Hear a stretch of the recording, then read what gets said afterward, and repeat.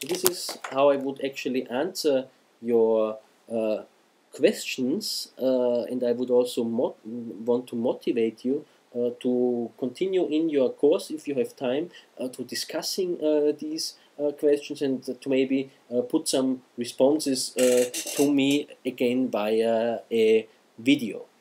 But let me maybe ask you also also a question for you, and maybe you can discuss it in class, and also produce a video together with an answer. So what I'm interested in is if you take a look at your surroundings, how you live as students at your university, in your communities, in your city, Richmond, Virginia, in your state, Virginia, in the United States, or in the whole global world. What do you think are the central pressing problems that you are facing, and do you think that you, as political individuals, can make a difference, either as individuals or together as a group and with others? And can you explain, or can you discuss first, and then explain what these problems are for you, the central problems, and how you think a difference can be made politically, and then maybe think about, can you make use in these transformation processes at university, at the community level, at the city level, and so on, and so on. Can you make use of the internet for bringing about change, and how can it actually work? So I would be interested in hearing from you how you what you think the important problems are in your surroundings, and how the internet could be used for making a difference. And I can, for example, give you an example of what is happening here in Austria. I've realized that you are only 14 or 15 people in your seminar. In Central Europe, this is much different. We have a purely publicly funded university system, which brings many advantages, such as free public education for all citizens. So, for example, for all young people. So, for example, in Austria, we don't have any fees that students have to pay. So, it's free access to universities. But a problem that students and also teachers at many European universities are facing is a lack of public funding for universities. So in Austria, Germany, also the Nordic countries, we have a pure publicly funded university system. So we have hardly any private universities. And the problem is that due to neoliberal reforms, the state is no longer investing enough money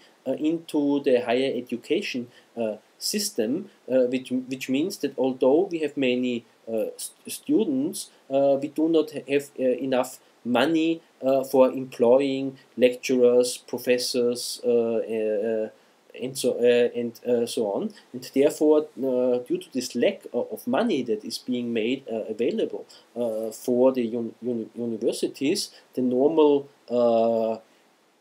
amount of students that is in a seminar is not 10 or 15 people. It's at least 30, but it can be more in a seminar. I mean, in lectures, it's different, but in many universities, a normal seminar tends to have 30, 40, 50, or in some cases 100 students. And this has resulted in Austria in October in public protests by all students at all universities. So they squatted large lecture halls, and they demanded more public funding for the universities, and this squatting continued for several months, and it extended. It started in Austria, and it extended to other parts of Europe, such as Germany, Italy, the UK, France, and so on.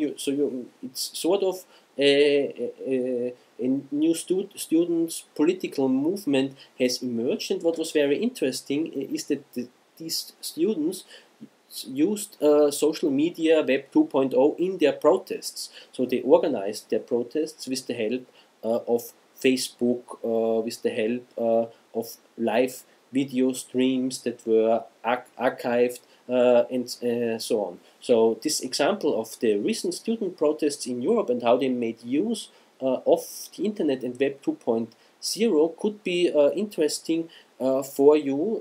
Maybe you want to read a little bit about it, and then you could discuss how these students have really made use of Web 2.0, and if this could be an example of how social media and Web 2.0 can be used in political processes, and if you can make use of this example within your own communities and within your own life world, and if you can somehow relate to it and if it can help you to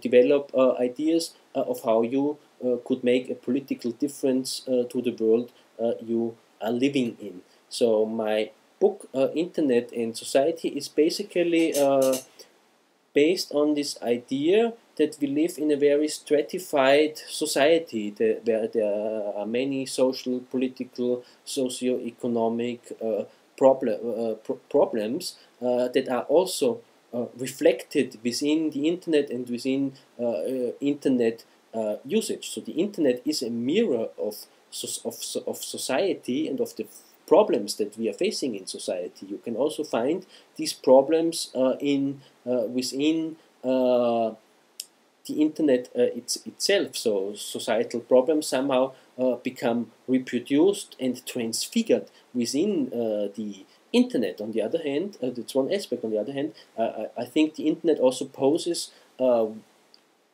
opportunities and ways for creatively engaging in a new form of politics that can make a change within the networked global society. And I think your course has actually the title Leadership and Change in Networked Society. So on the one hand, we are facing problems in these networked societies. There are large changes going on of capitalist society that poses problems for many people, and that has intensified the class character of contemporary capitalist society and the stratified character of contemporary society. On the other hand, there are also ways of positively changing society, and in the task of my work is actually that I want to contribute to the analysis of these problems on the one hand, and on the other hand to thinking and discussing about how positive change can be brought about. So that concludes my answer to your questions. I thank you very much for the interesting questions you have asked to me, and I hope that my answers can stimulate further questions, and I hope to hear again from you. All right, bye-bye from Austria to Richmond.